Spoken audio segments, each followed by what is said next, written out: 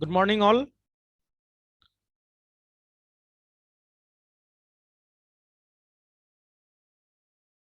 Is my sound clear? Yes, sir. Okay. Okay. So today we will discuss something about the stub matching. Okay. So directly we are moving into the syllabus. Syllabus के ऊपर दिया हुआ है single stub matching and double stub matching. So जो लोग class में join कर चुके हो, you can give your attendance in the chat box, name and roll number. So before I proceed, so I just want to ask a very simple question. Basically, two questions I want to ask. First one is, what do you mean by impedance matching? This question is already from your semester examination. बहुत बार आ चुका है. Impedance matching क्या होता है? Can anybody tell? At least try करो. Last class में बोला गया था. Kavita Kumari. Kavita Kumari, can you answer?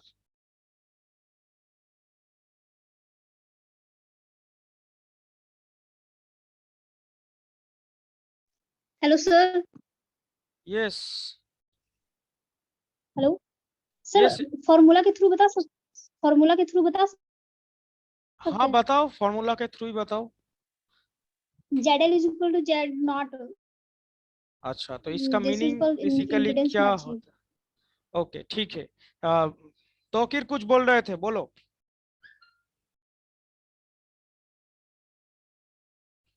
Tauqeer.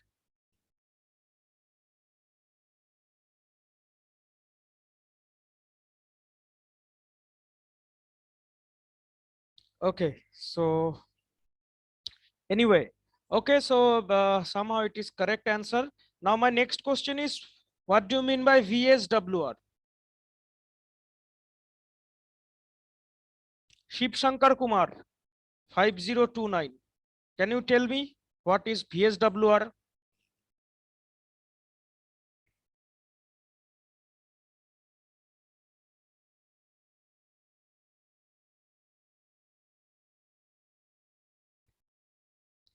No sound. Durga Charan Hemrom 5010, can you tell me what is VSWR?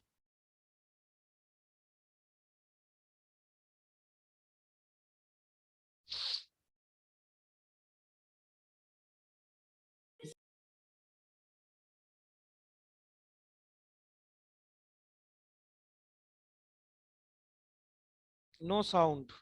You are muted. Kajal Kumari 5014.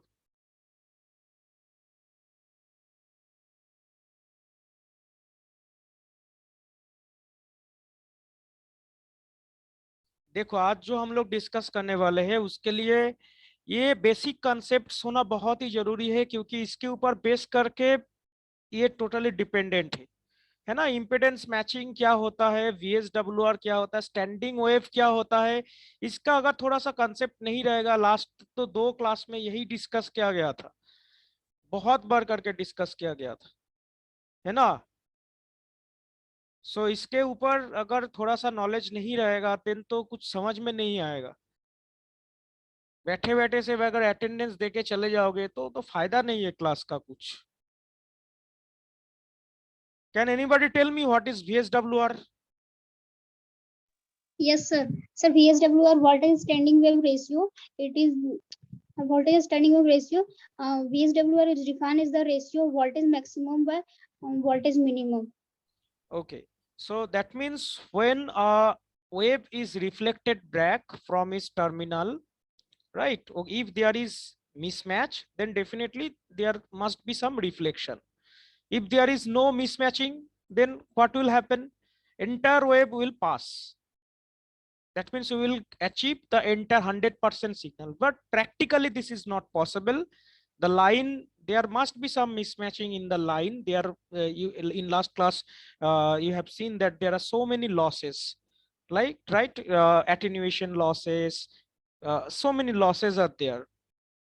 So due to this factor, there must be some reflection wave. So in the path where the forward incident wave is moving, simultaneously the reflected wave is also I mean is coming from the destination to source, right? Though two are in opposite direction. So in that case, there must be some voltage differentiation. So VSWR means voltage maximum. That means अगर point के through अगर last class में दिखाए थे, एक ही चीज हम बार बार repeat नहीं करेंगे, तो voltage maximum by voltage minimum, that means V max by V min. This is the main theory of VSWR. ये वोल्टेज स्टैंडिंग वेव रेशियो होता है. अगर तुम लोग करंट वेव रेशियो के बात में बातचीत करोगे, then same thing I max by I min हो जाएगा. सिंपल फॉर्मूला है ना. जब ISWR करेंगे, current standing wave ratio I max by I min हो जाएगा. वोल्टेज स्टैंडिंग वेव रेशियो करेंगे तो फिर V max by V min हो जाएगा. क्लियर हुआ? तो इसी के ऊपर बेस करके हम लोग आगे बढ़े थे एंड हम लोग स्टाफ मैचिंग का क्या जरूरत है उसका हम लोग नीड लास्ट क्लास में डिस्कस की. Why the staff matching is required. इसका आंसर कोई बोल पाओगे? क्योंकि आज हम लोग स्टाफ मैचिंग ही डिस्कस करने वाले हैं. स्टाफ मैचिंग का क्या जरूरत है? सडनली इसका क्या जरूरत पड़ गया स्टाफ मैचिंग का?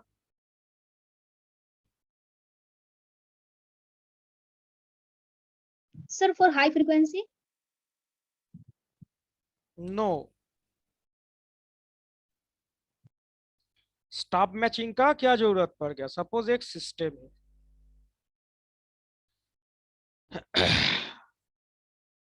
एक लोड कनेक्टेड है जेडेल,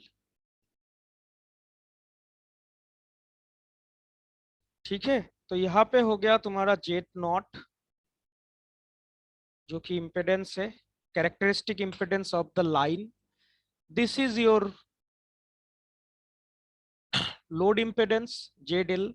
तो पहले जो तुम बोल रही थी कि इम्पिडेंस मतलब मैचिंग हो जाएगा when Z naught equals to Z L, that means हम लोग का मैचिंग है लाइन, ठीक है ना. लेकिन when Z naught not equals to Z L, that means there is definitely some mismatching. ध्यान से समझना, इसके ऊपर बेस करके बहुत सारा चीज है, ठीक है. सिर्फ ये कंसेप्ट नहीं है, आगे जितना बहुत सारा लेक्चर है जो कि इस कंसेप्ट के ऊपर बेस है. तो ये मेरा जो लाइन का कैरेक्टरिस्टिक्स इंपेडेंस है जेड नॉट, एंड मेरा जो लोड आउटपुट का इंपेडेंस है जेड एल, ये जब नॉट इक्वल टू हो जाएगा, that means there must be some reflection. दोनों के अंदर मैचिंग नहीं है, दोनों लाइन के बीच में इंपेडेंस का. क्लियर हो रहा है? तो ये जो लास्ट क्लास में डिस्कस किया गया था, सपोज तुम्हारा जो आउटपुट डिवाइस है, जो लोग लेट करके ज्वाइन किए हो, तुम लोग अटेंडेंस जरूर देके जाओगे, छूटना नहीं चाहिए. क्योंकि किसी कोई क्लास करोगे अटेंडेंस नहीं दोगे तो बाद में बोलोगे सर क्लास में थे. ओके.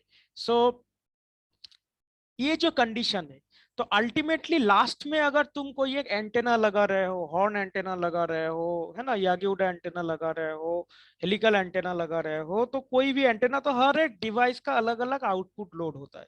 सपोज एक प्रैक्टिकल एग्जांपल के तौर पे दे रहा हूँ.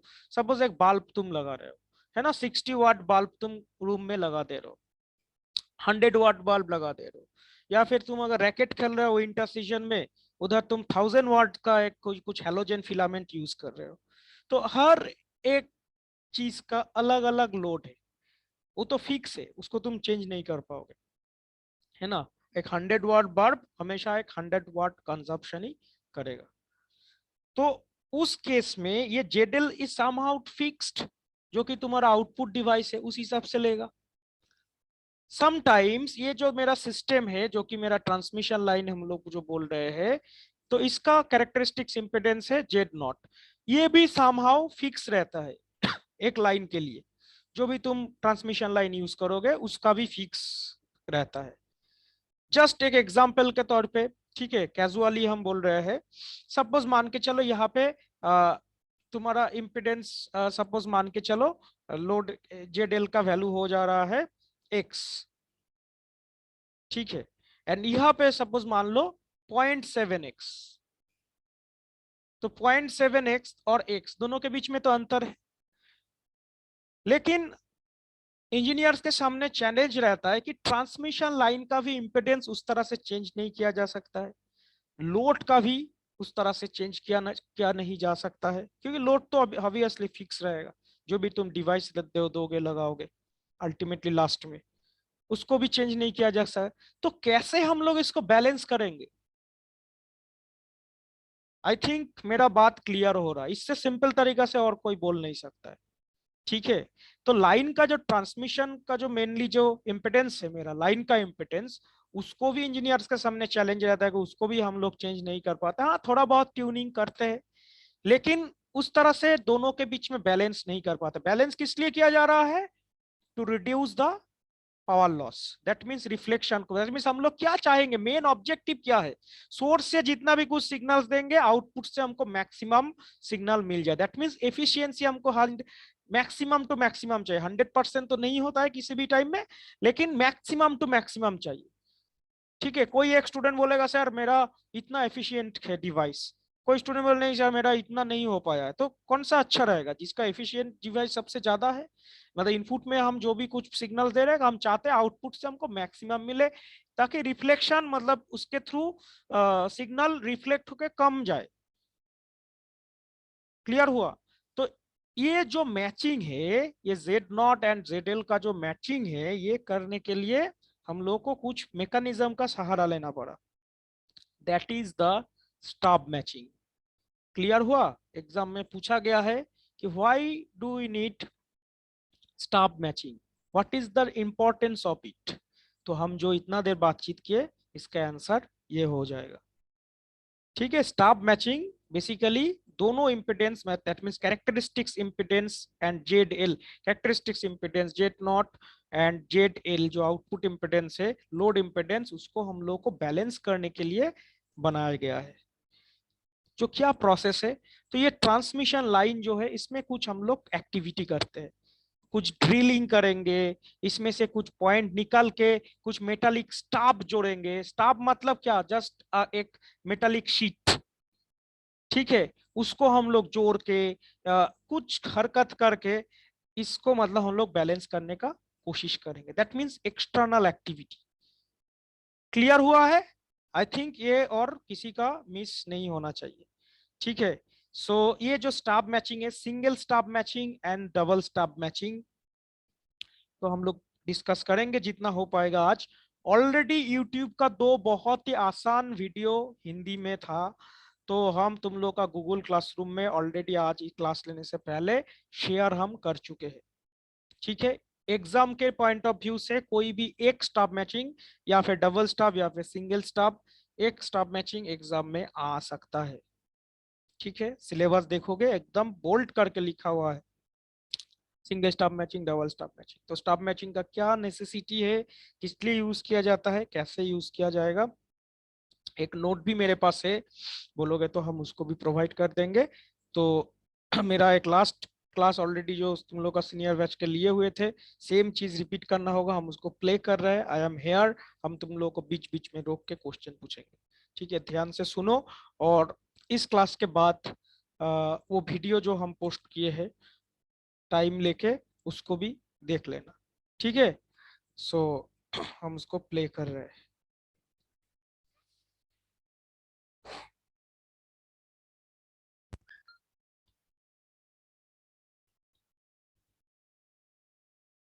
Is my screen visible? Yes sir. Okay, so यहाँ पे देखो, शुरू होने से पहले ये एक सिंगल स्टाफ मैचिंग का डायग्राम है, एंड राइट साइड पे डबल स्टाफ मैचिंग का डायग्राम है।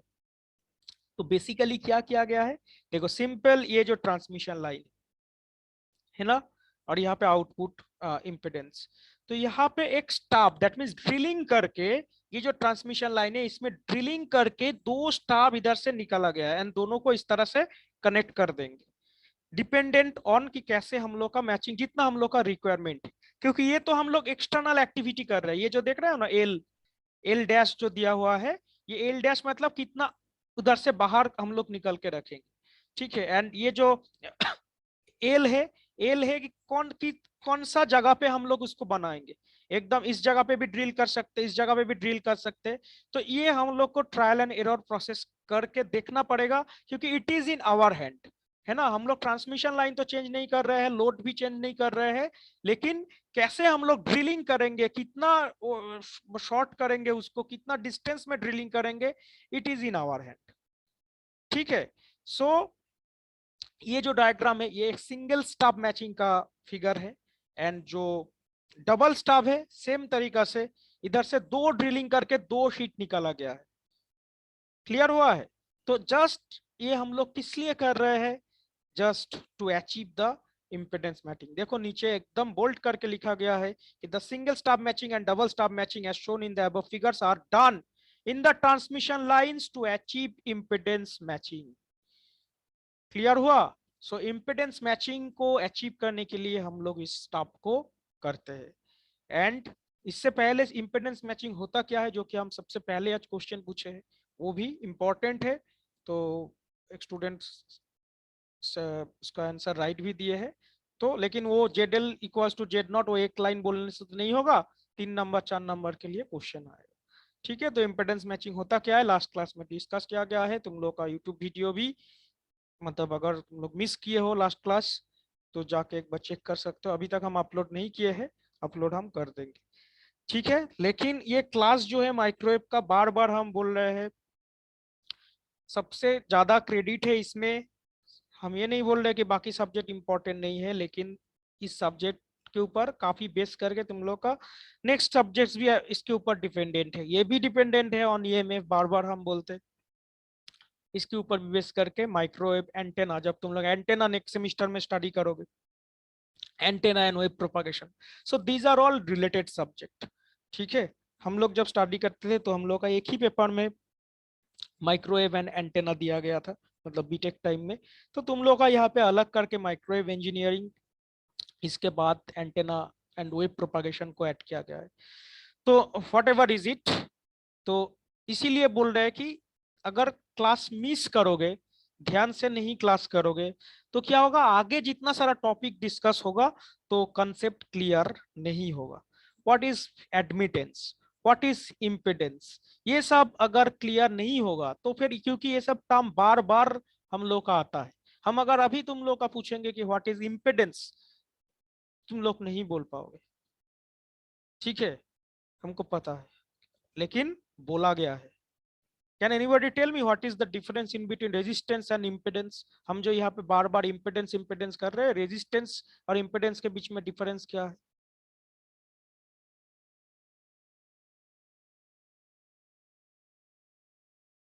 एनीबॉडी?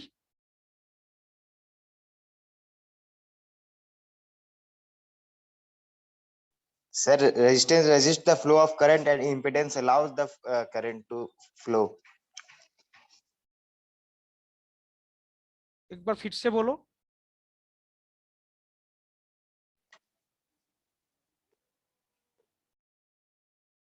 हेलो, एक बार फिर से बोलो। Sir, resistance resists the flow of current ठीक है। and impedance allows the flow of current. No, wrong answer. Impedance is one type of resistance itself, ठीक है। दोनों के बीच में ज्यादा कोई अंतर नहीं है। इम्पिडेंस, ये गलती से भी मत बोल देना कि इम्पिडेंस मतलब अलाउ द करंट। इम्पिडेंस तुम्हारा लाइन पे है, that means it will also produce the obstacles, ठीक है। तो हम लोग अगर बेसिक कंसेप्ट के through, resistance, there are 3 terms basically, resistance RLC, है ना, कैपेसिटेंस, इंडक्टेंस एंड रेजिस्टेंस। तो resistance and inductance, inductance also behave like this. कोई भी एक चीज बीच में आ जा रहा है, that will produce the obstacles, चाहे वो रेजिस्टेंस है, चाहे वो कैपेसिटेंस है, चाहे तुम खुद खड़ा हो जाओ लाइन के बीच में, एक करंट फ्लो हो रहा है, उसके बीच में कुछ भी अगर तुम डाल रहे हो, ठीक है, तुम अगर खुद भी खड़ा हो जाओगे, then it will obstacles for the current, ठीक है, तुमको शॉक लग जाएगा अगर एक लाइन के बीच में अगर खड़ा हो जाओगे तो ड्यू टू दिस, तो ये जो रेजिस्टेंस है आर एंड एल दोनों को मिला के हम लोग नाम देते हैं इम्पिडेंस। ठीक है, क्लियर हुआ? तो ये जो बेसिक बेसिक जो चीज है ऑलरेडी ये बोला गया था लास्ट क्लास में।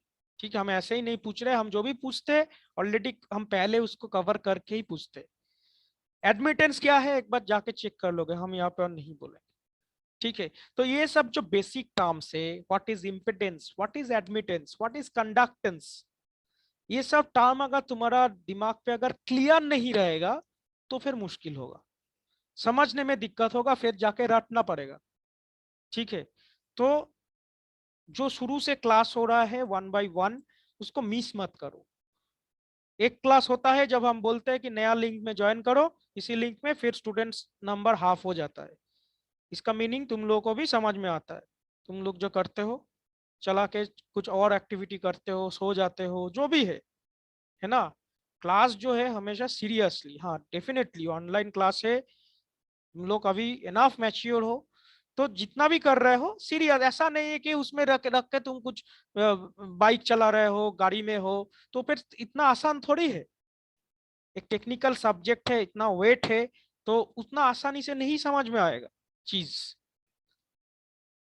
खैर तो हम इसलिए बोल रहा हूं कि बार बार वही सब टर्म हम लोग का आएगा। अभी हम वीडियो को प्ले करने जाएंगे, इसमें भी देखोगे वही सब चीज बार बार करके आएगा, रिपीट आएगा। तो उसका अगर व्यू तुम्हारा क्लियर नहीं रहेगा देन आइडिया थोड़ा सा जो है ना क्लियर नहीं होगा। अगर क्लियर रहेगा आइडिया तो फिर एकदम मतलब क्रिस्टल क्लियर तुमको समझ में आएगा क्या हो रहा है चीज। नहीं रहेगा आइडिया तो फिर वही जैसा होता है, थोड़ा थोड़ा हो गया, क्लास हो गया, नोट हो गया, नोट मिल गया, चलो ठीक है, एग्जाम से 2 दिन पहले तैयारी करेंगे, इस तरह का हो जाएगा। ठीक है, चलो। सो देखो अभी यहाँ पे सिंगल स्टॉप मैचिंग के बारे में डिस्कस किया गया है। एंड इस वीडियो हो जाने के बाद, मतलब क्लास हो जाने के बाद, तुम लोग जरूर फ्री टाइम में single stop matching and double stop matching का वीडियो देख लेना। एंड सिंगल स्टॉप मैचिंग जो है थोड़ा सा इजी है, डबल स्टॉप मैचिंग में थोड़ा सा डेरिवेटिव मतलब इक्वेशंस थोड़ा सा कॉम्प्लेक्स होता है। एग्जाम पॉइंट ऑफ व्यू से सिंगल स्टॉप मैचिंग ज्यादा इंपॉर्टेंट रहता है। ठीक है, क्योंकि डबल स्टॉप में थोड़ा सा इक्वेशन लेंदी हो जाता है। फिर भी देखोगे कोई ज्यादा प्रॉब्लम नहीं है, हो जाएगा। सो प्ले करते हैं। देखो ये कोएक्सियल लाइन, कोएक्सियल लाइन में यार ये लोड है, तो एक एक पर्टिकुलर पॉइंट पे ना, ये पर्टिकुलर पॉइंट पे हम लोग क्या करेंगे, दो ठो मतलब इस तरह से एक मेटल प्लेट ऐड करके, या फिर ऐसा मान लो एक ट्रांसमिशन लाइन एक जा रहा है, ट्रांसमिशन लाइन जा रहा है, I think you can see my drawing. एक पर्टिकुलर पॉइंट से ऐसा करके एक मेटल हम लोग निकाल लेंगे, ऐसा करके एक मेटल हम लोग निकाल लेंगे। समझ में आ गया? दैट मीन्स उसको ड्रिल करके ट्रांसमिशन लाइन से एक पाथ हम लोग उसको दे देंगे। वो पाथ देने से क्या अंतर होगा वो हम लोग अभी देखेंगे। और वो अगर सिंगल अगर एक स्टॉप ऐड करते हैं, स्टॉप मतलब हो गया एक पर्टिकुलर मेटेलिक मतलब इस तरह का एक कंस्ट्रक्शन जिसको हम लोग स्टॉप बोलते हैं, उसको उसमें ड्रिल करके उसके अंदर सेट कर देना, ये हो गया सिंगल स्टॉप। और उसी तरह से 2 बार हम लोग अगर करेंगे तो उसको हो गया डबल स्टॉप। पहले सिंगल स्टॉप हम लोग देखते हैं। स्टॉप मतलब समझ में आ गया ना, दैट मीन्स वो ट्रांसमिशन लाइन है, उसमें इस तरह से 2 ठो मतलब होल करके इसमें ड्रिल करके इसमें कर दिया गया।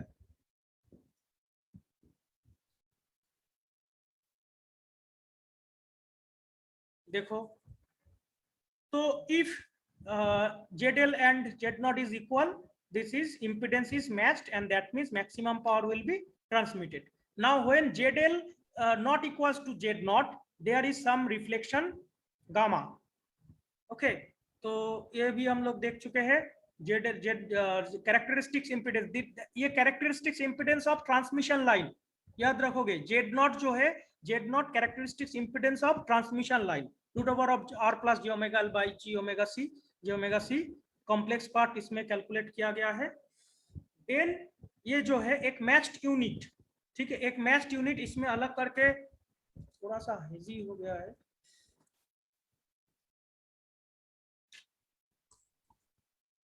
इसमें यही लिखा हुआ है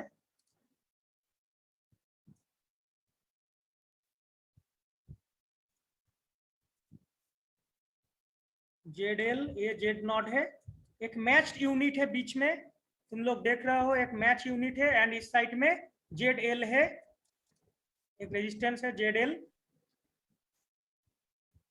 okay, and Z L equals to यार आर प्लस जे एक्स।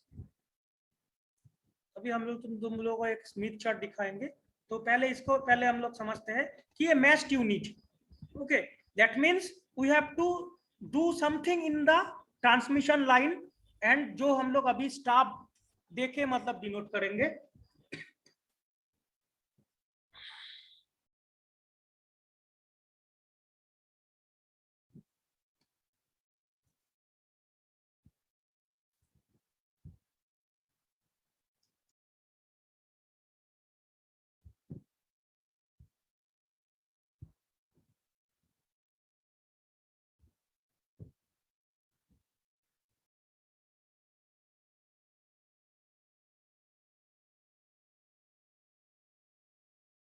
ये पेज छोटा कैसे होगा, कोई बोल सकते हो? यूज करते हो कोई जूम? पिक्चर को थोड़ा सा ठीक से समझने का कोशिश करो। ये मेरा ट्रांसमिशन लाइन, देन मतलब इसका जो वीडियो है ना, मतलब ये एक यूट्यूब में, मतलब ऐसे तो थोड़ा सा, तो वो थोड़ा सा देखोगे यूट्यूब में। अब देखो तो ये ठीक है, और इसका जो डिस्टेंस है L2 from the load and. तो देखो यहाँ पे जो सिग्नल सोर्स से जनरेट होके जब जा रहा है ना, ट्रेवल कर रहा है, ट्रांसमिट कर रहा है, तो ये जो स्टाफ है, मेटालिक स्टाफ इसमें ऐड किया गया है। अब देखो तो ये जो चीज है, ये जो वेव जा रहा है, दैट मीन जो सिग्नल इसके थ्रू ट्रेवल कर रहा है, इसके पास दो ठो पथ बन जाएगा, एक हो जाएगा टुवर्ड्स योर लोड, एक हो जाएगा टुवर्ड्स योर लोड, एंड एक हो जाएगा टुवर्ड्स योर स्टाफ।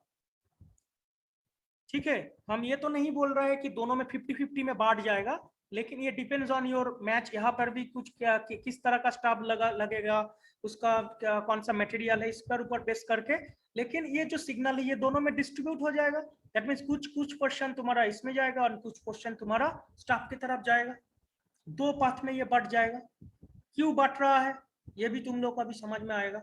देखो जो भी है वो स्टाफ की तरफ जो जा रहा है वो जाने दो, फिर जो बचा हुआ जो पोर्शन है वो जेडएल के साइड में मेरा आ गया। ठीक है, जेडएल साइड में मेरा आ गया, एंड जेडएल साइड में वी नो, हम तुम लोग को बार बार बोल रहा है कि यहाँ पे हम लोग एडमिटेंस के तौर पे बातचीत करेंगे। ठीक है, एडमिटेंस, तो admittance is basically 1/ZL, admittance is basically 1/ZL, and इसको अगर और भी अच्छा से अगर लिखेंगे तो ये होता है कॉम्प्लेक्स पार्ट के लिए G प्लस JB। अब देखो ये जो पावर है, ये पावर फिर कुछ पार्ट यहाँ पर भी मतलब कंप्लीटली मैच नहीं है। That means ZL is not equals to Z0। ZL जो है ये Z0 के साथ इक्वल नहीं है, तब जाके कुछ पार्ट फिर से बैक करेगा।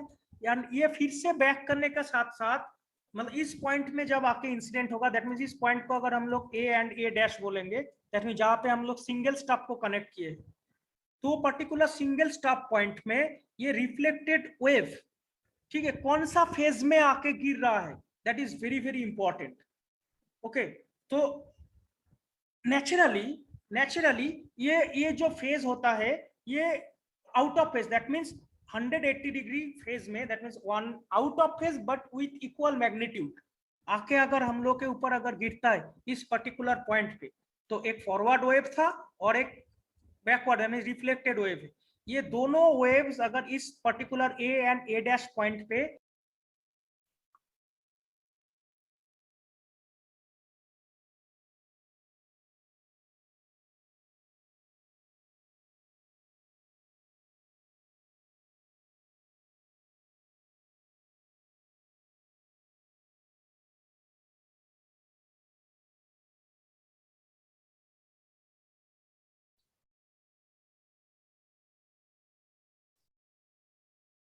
हाँ सुनाई दे रहा है? हेलो,